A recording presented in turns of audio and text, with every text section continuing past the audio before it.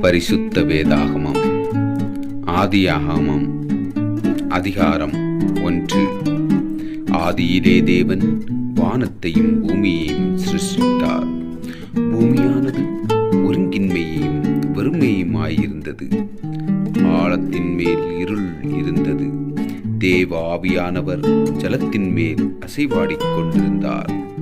சகல மிருக ஜீவன்களுக்கும் ஆகாயத்திலுள்ள சகல பறவைகளுக்கும் பூமியின் மேல் ஊறும் பிராணிகள் எல்லாவற்றிற்கும் பசுமையான சகல பூண்டுகளையும் ஆதாரமாக கொடுத்தேன் என்றார். அது அப்படியே ஆயிற்று. அப்பொழுது தேவன் தாம் உண்டாக்கின எல்லாவற்றையும் பார்த்தார். அது மிகவும் நன்றாயிருந்தது. சாயங்காலமும் விடியற்காலமும் ஆகிய 6ஆம் நாள் ஆயிற்று.